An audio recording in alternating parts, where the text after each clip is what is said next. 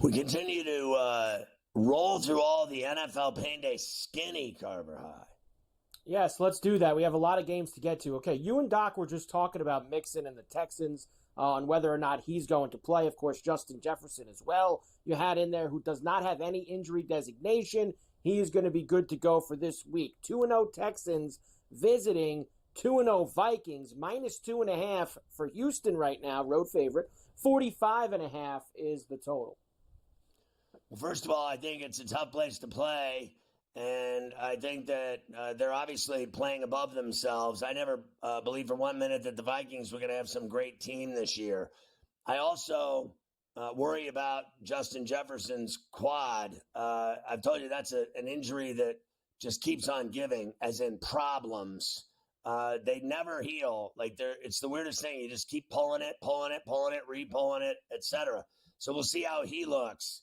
We'll see if Sam can keep lighting up defenses, because I think, frankly, Houston's a better team than they are. I think their defense is better. I think their quarterback is better. And I think the one negative thought I would have about him is their running game right now without him.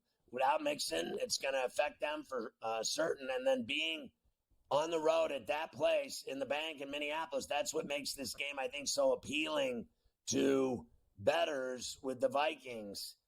Look, I think Houston could go in there and win that game. But I lean Vikings, I think, like everyone else. But I'm not feeling good about it. I feel like it's last week I took them and they, covered and won outright against the Niners. So I think much like people talking about the Saints, Mike, how they're gravitating toward the Saints and Vikings, that they're easy covers and easy wins and everything's so automatic. I never think anything's automatic in the NFL. Nothing is. It's a very tough game there with the 2.5. Not one of my favorites on the card, that's for sure, Scotty. Next, the Eagles go to Bourbon Street. The Saints, who are out to a great start, 2-0, over 44-plus points in each of their first two games. Eagles coming off a tough loss at home on Monday night. Let's hear from Saints quarterback Derek Carr. He says, doesn't matter what we've done the first 2 weeks. Doesn't matter. Eagles don't care about that. We got to keep winning and scoring points. Every week is a new challenge. Every game, every play is a new challenge. And that's the beautiful thing about football is you get to put the ball down and go find out. And I said that last year. I say it this year. It doesn't matter what we did the first 2 weeks. Philly don't care about that. They're coming in here trying to beat us in our home. And so for us, we get to put the ball down, and the work that we put in from the off season and then this week, until Sunday, that's what's going to count. So look, this team, I guess yesterday I'll give you that Adam kind of convinced me that the Eagles never play well there. It's been a house of horrors for them. And he's also selling me that Jalen Hurts sucks. He literally said all of the above. And I think the Gardner Johnson injury is of concern. I'm at some level questioning Nick Sirianni's smarts. I start to wonder about his decision-making. I think there's a game going on that sideline between Kellen Moore and Nick Sirianni. It seems to me, and he'll never admit it, but it seems that there is some jealousy and he doesn't want him there. That Howie Roseman put him there. And he put Nick Fangio there. I think that Nick thinks he can make all the decisions, but they helped him by getting these new coordinators.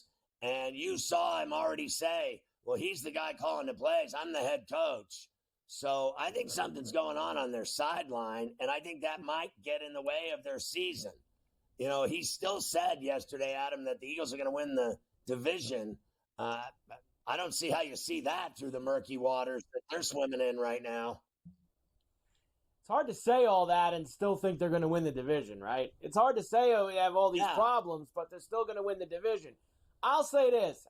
I don't love what I've seen from them, but I don't care about their history in New Orleans. I think they're going to get it done this week. I'm going to go after the Saints, Scotty, one last time. I'm not a believer yet in what they've done. If they do it to me again this week, God bless them. I'll start to get on the bandwagon a little bit. I think Philly's better than them, and I think they're going to go in the dome and beat them. It's 2.5 right now. I think, with the injuries, with Brown, with Gardner Johnson, I have a problem with that.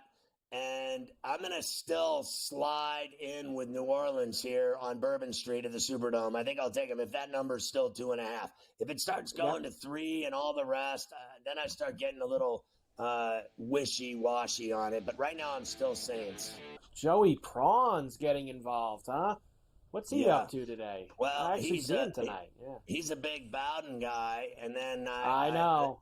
It all started there, and then it bled into the Steelers, Chargers, and Fields, and the debauchery that's about to happen in the Steel City. He loves Fields. One of his favorite players. He loves Justin Fields.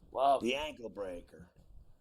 Never stops talking about Justin Fields. Joey Prawns back with me tonight on the radio at 8 o'clock East here on SportsGrid Radio with Carver and Lisi. You guys will be rocking the college games and all the spreads. We will. We got a bunch of college games tonight, which we'll talk about later, including, I heard, once again, no more airport trouble. I heard Stanford had a problem getting all the way across the country to Syracuse for tonight, Scotty. So we'll see how that fares for them in the dome up there. I can't even believe they have an airport in Syracuse.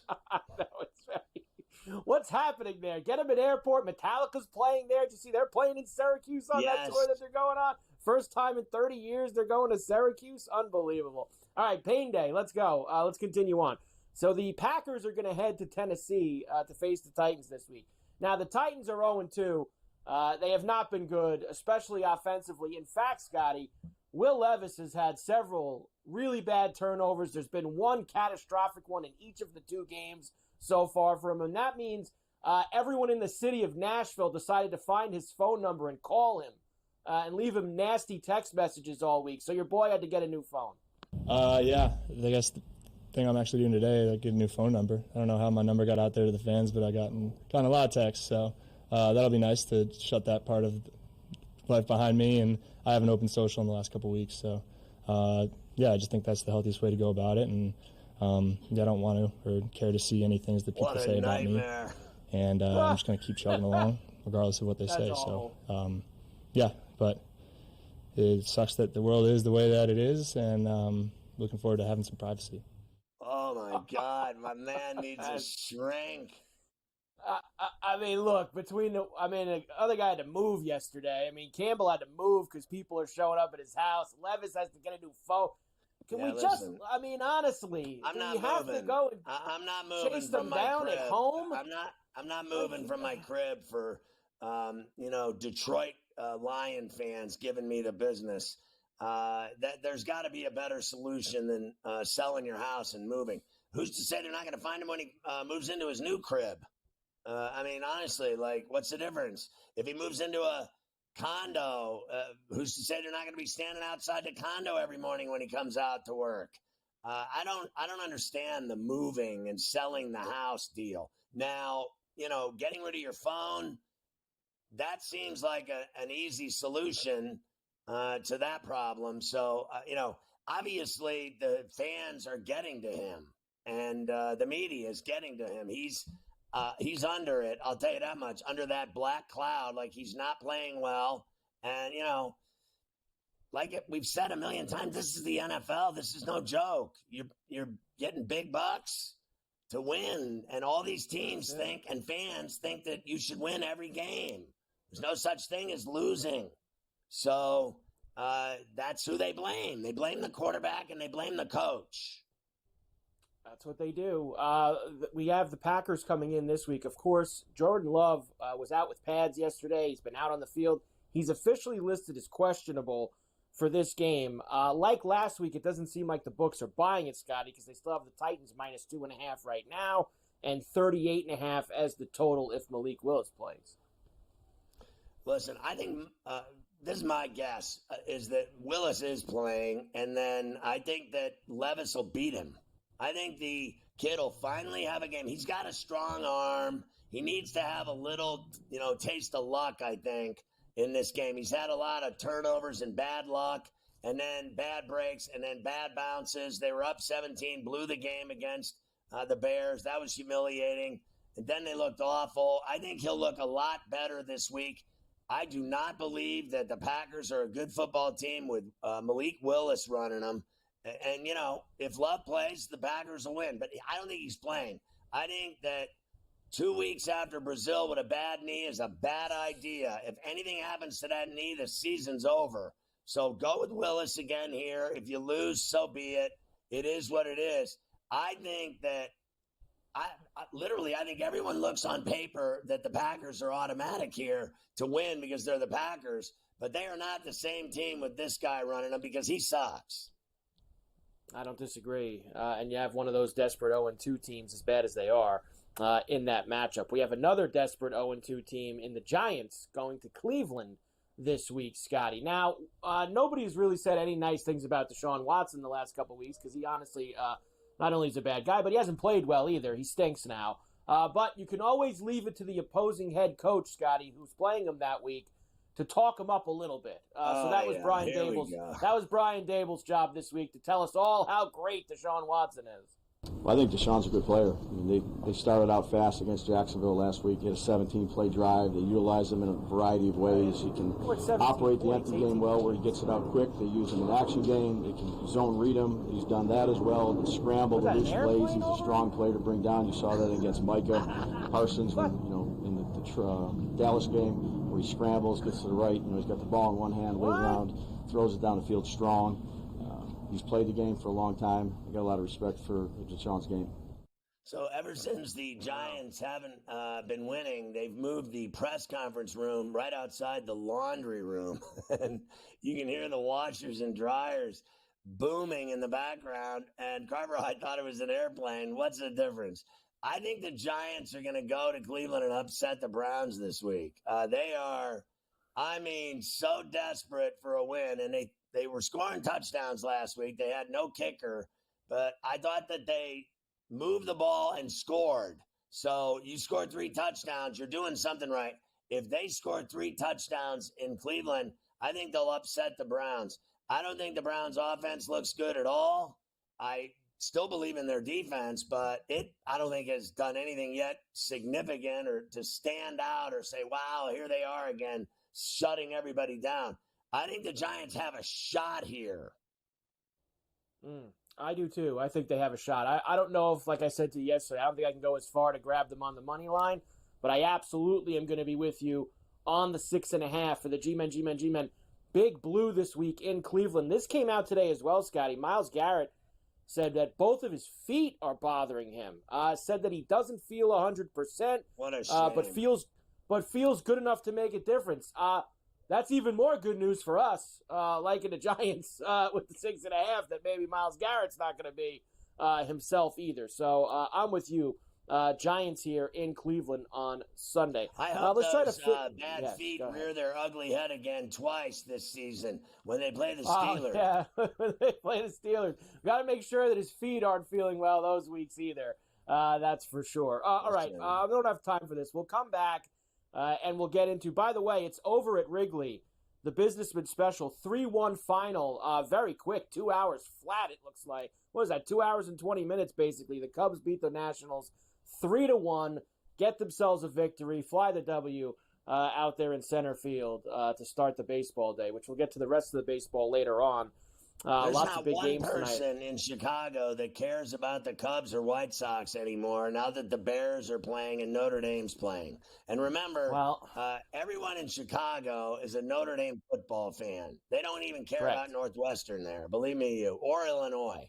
A little bear down for you on Sunday, huh? A little bear down coming up here. They're getting 1.5 in Indy. 43.5 is the total.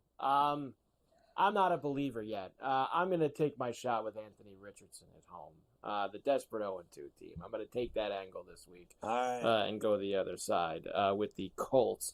Let's go to Carolina next, Scotty. Of course, we've talked about Bryce Young being sent to the bench this week. So who do we got back? Look who it is, your boy, the Red Rocket. Andy Dalton, who's going to be getting involved this week. He is excited to lead the Panthers into Vegas against the Raiders. Hard to wait. I don't know if that's the right way of saying it. I know I can play. So, I was one play away before to being in there at any point. So it's just staying ready and enjoying being the scout team quarterback and having fun doing that. So now it's nice to kind of be back in this position and affect the game and hopefully bring us some wins. He can actually play. I would agree with that he knows he can play. And we've seen him have flashes of, success.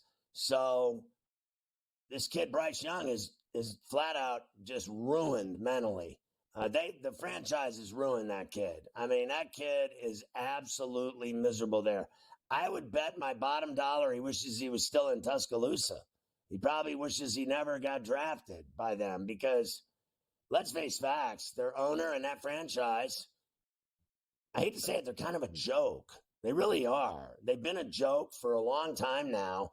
I don't care what they build, new stadiums, new practice facilities. I don't care if your owner's a billionaire. They remind me of even like the Hornets. They don't matter either. Like they just, the Panthers don't matter. The basketball team doesn't matter. The best thing they got going there is that state.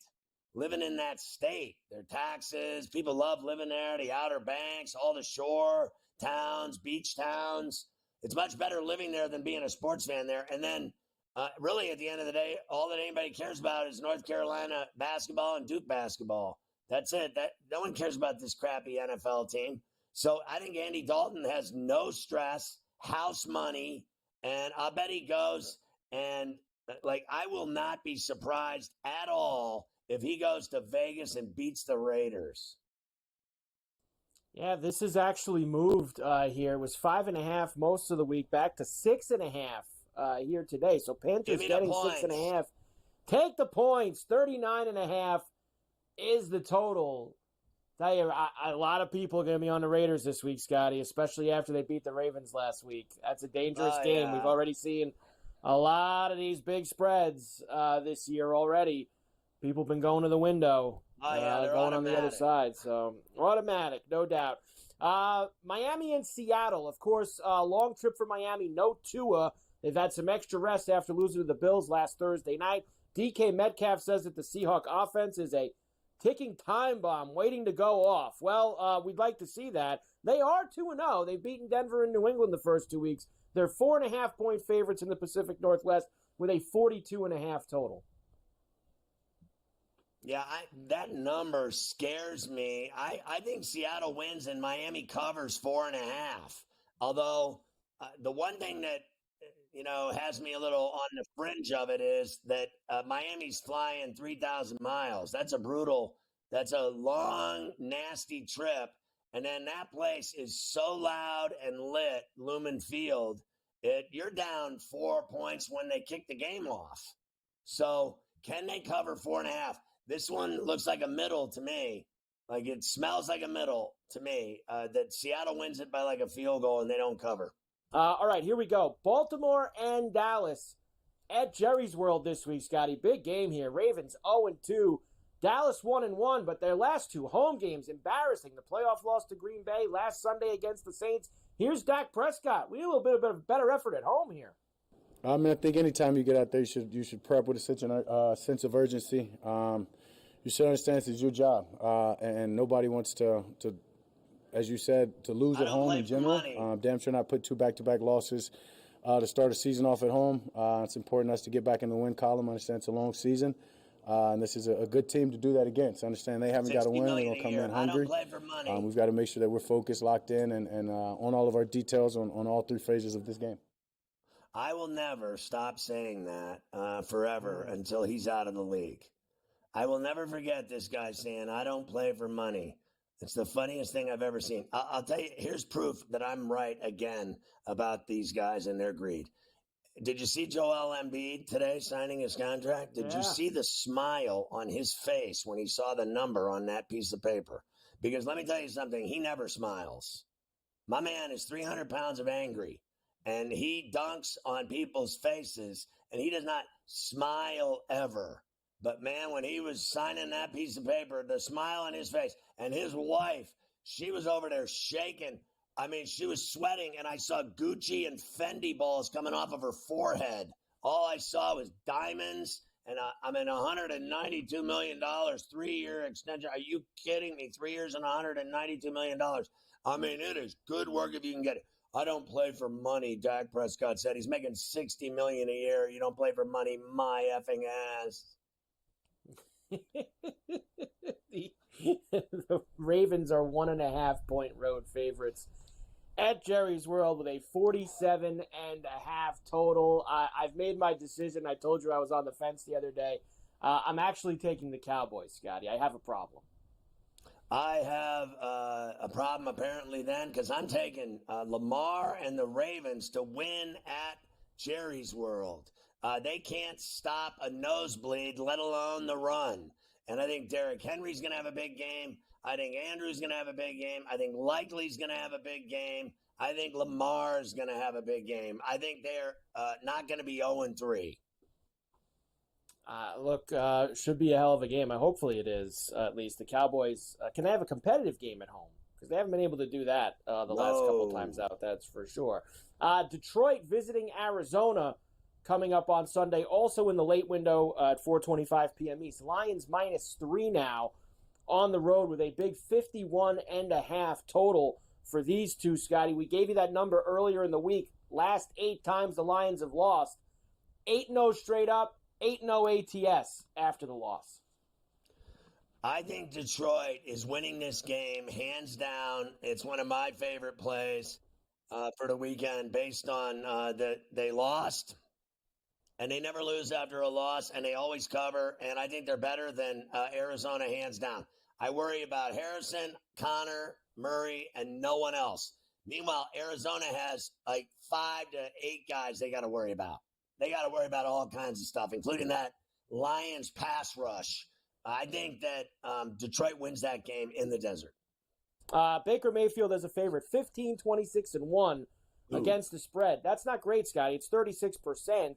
Tampa, of course, is a favorite at home against Denver. Now, let's also remember, Scotty, a lot of that Baker Mayfield number is not with Tampa. That's right. So let's remember that, too. That's not with Tampa, a lot of that number. So factor that in. Bucks -6.5 and 40.5 is the total here. I mean, that's a big number, to be honest with you. But listen, they're flat out better than the Denver Broncos. But I got a hard time laying 7 in NFL games. I don't care who you're playing. That's a giant burger to deal with in pro football. It really is. And then they start having games where they're even higher and even crazier later in the season. This is doable by Tampa, but there's got to be, let's just face facts, a better way to bet your money on Sunday than to lay 7 in any NFL game. I still think Baker and Tampa wins this football game, but I'm not going to bet a game with that high of a piece on it. I'm not. There's better value all over the place. The Chiefs will play Sunday night in Atlanta against the Falcons. Now, for most of the week, Scotty, when we were talking about this game, you had the hook on there, 3.5. Not so here on a Friday afternoon. This is now a flat 3 with the Chiefs being the road favorite and a 46.5 total. I want to see Atlanta upset them in Hot Town at the Benz on Sunday night on NBC, whatever it is, and just pull it off. I do not believe that they're winning every single game they play and always getting their way and getting every call. They pulled it out of their yin last week by 1 on a Butker field goal. I thought Cincinnati beat their ass in that game up and down the field. I thought the fumble late in that game, it's always a mistake. It's always that grave error that, you go against a great team and you make a mistake like that in the middle of the fourth quarter and they go hizzy with it, you're done. You're going to lose.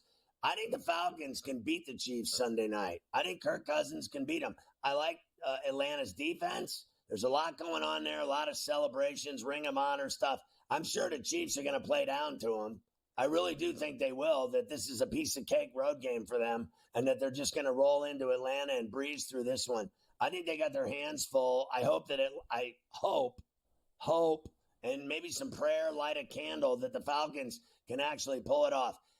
I bet on the Falcons on the Philadelphia game Monday night. I just bet on the 5.5 points. I didn't think they were going to win, but they did win. And now I'm actually believing that they can win this game. There you go. I'm with you. I think they can win the game as well. I liked it a lot better when I got that when I got the hook with the 3. But still, I think Atlanta absolutely has a shot to win this game. All right, I always give you the most public bets. Now, we don't got anything crazy like in the 80% area this week. People are starting to, obviously, they've been getting smashed with all these heavy public plays. Raiders, 74% at the -5 at 6.5 now. 68% on the Ravens, 68% on the Texans, 65 on the Chargers, 62 Colts, and 60 on the Bengals. Not as juicy this week, Scotty, with the big public plays in the NFL. Well, the one that stands out to me there of the public bets that I would be interested in, I guess 2 of them are the Ravens, and then the other one is the Bengals. I do not believe, what is it, Monday night they're playing the doubleheader? The Correct. Bengals are winning Monday night at the Jungle, as sure as I'm sitting here. They're going to beat the Commanders' ass. I think they're going to do the same. Of course, we'll spend some time Monday on that and the Bills and the Jaguars, 2 Monday night games we have coming up when we get back from the weekend on Coast to Coast. All right, and finally, here's the tutties for this Sunday. We did good last night with Lazard. Garrett Wilson didn't get first, but we did have him anytime too. Here's what we're doing this week, and I'm going to start off with this. You're going to be in the building. They've connected a few times on some long passes, but they've been called back on penalties. Tomlin had the refs out there Wednesday, Thursday, and Friday this week at practice to shore some things up. I think this week, Scotty, Fields does find Pickens for the deep ball in the end zone, maybe even your end zone. Whoa. Over there at the place the Steelers play, plus Whoa. 250 for George Pickens on Sunday afternoon. Bowers has been great through the first 2 weeks for the Raiders, but guess what, Scott? He hasn't scored yet. He scores this week against Carolina, plus 240 for Brock Bowers. Lamar Jackson, in Jerry's world, they have a big problem stopping the run, Scotty, and I think Jackson, who's run a lot the first 2 weeks, Boom. he's going to run again, plus 175 for Lamar. Laporta hasn't scored yet for the Lions. You said they got a lot of guys the Cardinals are going to have to be running around after. And Laporta maybe finds himself in the end zone, plus 155. We saw London score for the Falcons on Monday night. Finally gets in the end zone. Pitts, here's why. The Chiefs, Scotty, they've had some problems with the tight end. We saw Likely opening night get a ton of yards and a touchdown. Last week against the Chiefs, we saw the tight end get a ton of work. Plus 220 for Kyle Pitts to score for the Falcons. And that was right. Sample and a couple of the Bengal tight ends, they were getting some catches. Pitts plus 220. He finds the end zone for Atlanta. I like it, and I'm going to throw Likely on there for Baltimore as well. Jackson loves throwing to Likely.